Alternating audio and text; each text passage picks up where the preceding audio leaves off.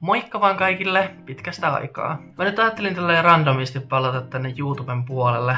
Mä oon nyt viimeisimmän vuoden aikana tehnyt pelkästään TikTokia. Mulla on siis ollut pitkän aikaa semmonen fiilis, että mun pitäisi palata tänne. Ja mulla on muutenkin ollut semmosia haluja eri asioihin, että hei, tommonen asia voisi olla kivaa tai tälleen.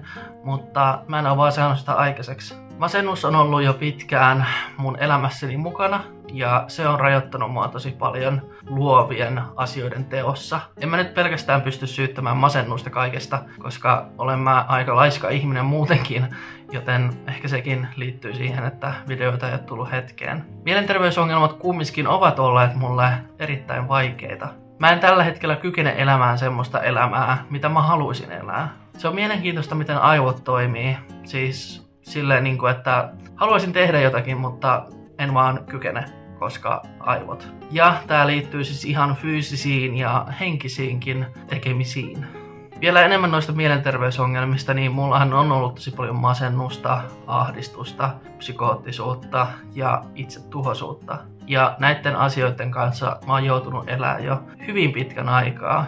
Ja ne on koko aika muokkaantunut semmosiksi aggressiivisemmiksi, että elämä ei ole todellakaan ollut helppoa.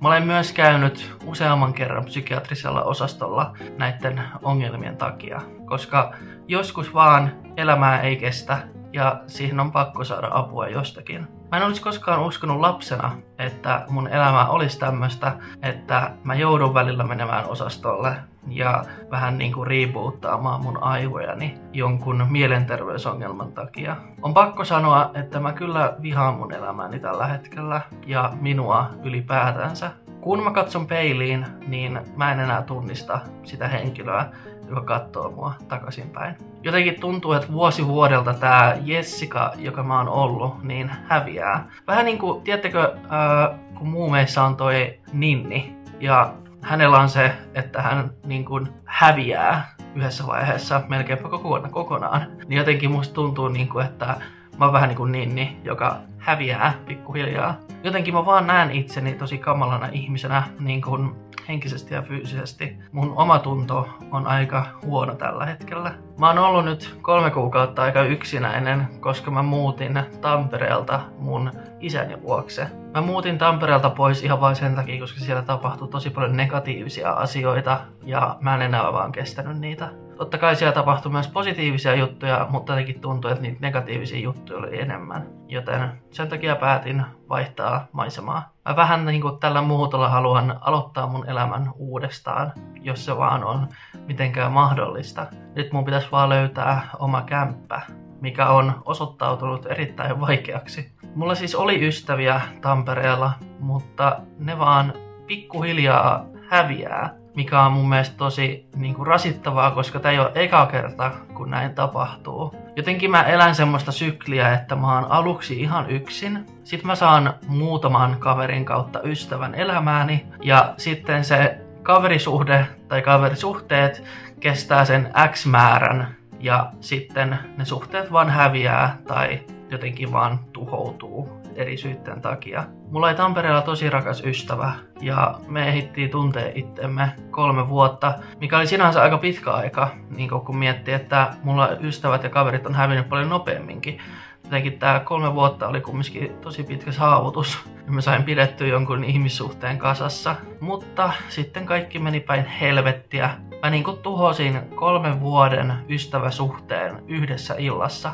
Ihan vaan sen takia, koska mä join alkoholia ja sitten käyttäydyin uhkaavasti ja mun ystävä pelästyi sitä enkä oo kuullut hänestä sen jälkeen mitään. Mä siis syytän itteeni kaikesta. Mä en oo päässyt vielä tämän suruprosessin yli, koska mä oon oikeesti itkenyt tätä asiaa, koska tää ihminen oli mulle tosi rakas. Ja ehkä tärkeimpiä ihmissuhteita, mitä mulla on koskaan ollut mun elämäni aikana.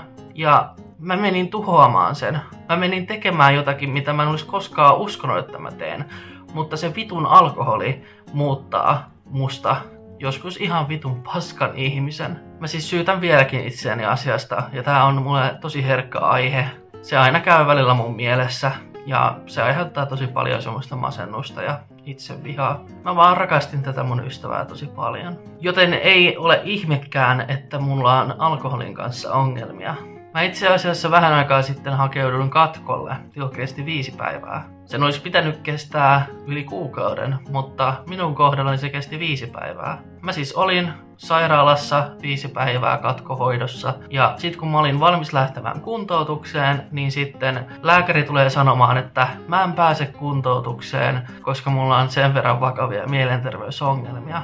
Mä sitten kyseenalaistin tätä tosi paljon, koska mä olin koko ajan puhunut, että mä oon menossa sinne kuntoutukseen, niin kuin ihan hoitajille ja kaikille. Ja kun mulle tehtiin lähete sinne niin kuin katkoon, niin siinä oli myös lähete sinne kuntoutukseen.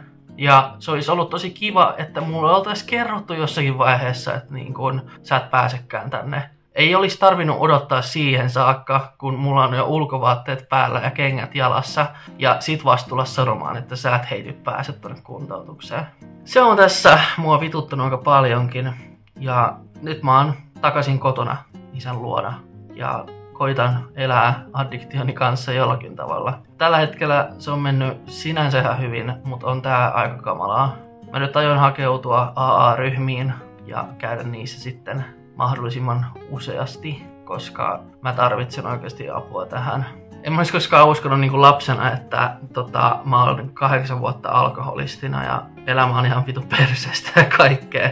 En olisi koskaan uskonut, että elämä on semmoista mulla aikuisella. Jotenkin mä vaan välillä ajattelen, että alkoholi tulee varmaan aina olemaan mun elämässäni jollakin tavalla mukana, vaikka mä en sitä itse joisi. Ja tuosta kuntoutuksesta vielä sen verran, niin kyllä mä uskon, että mä sinne pääsen sitten, kun on vaan sen aika. Että mun pitää nyt keskittyä omaan mielenterveyteeni, jotta mä kestän henkisesti sen katkon sitten, tai sen kuntoutuksen. Vaikka mä en nyt tehnyt nyt yli vuoteen YouTubea, niin mä olen tehnyt itse asiassa TikTokia YouTuben sijasta.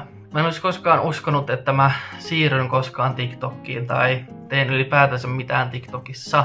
Jotenkin mä ajattelin, että se on ihan tyhmä juttu, eikä mulle ollenkaan.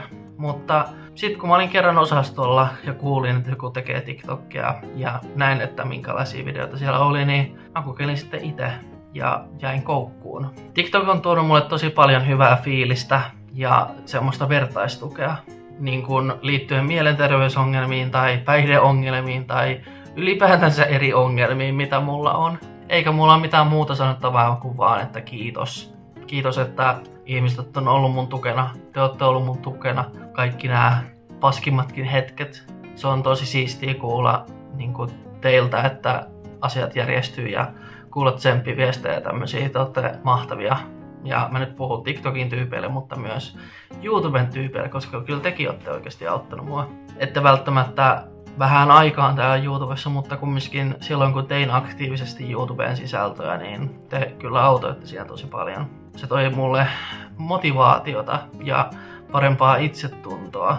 Jos teitä kiinnostaa, niin käykää ihmeessä katsomassa mun TikTok-tili. Mä jätän TikTok-tiliin linkin tämän videon alle tonne kuvaukseen, niin te voitte käydä tsekkaamassa mun TikTok-tilin. Eikä mulla muuta tänään. Mä tuun jatkossa nyt tekemään näitä YouTube-videoita, eli jos ei TikTokki kiinnosta, niin löydätte mut myös täältä YouTuben puolelta.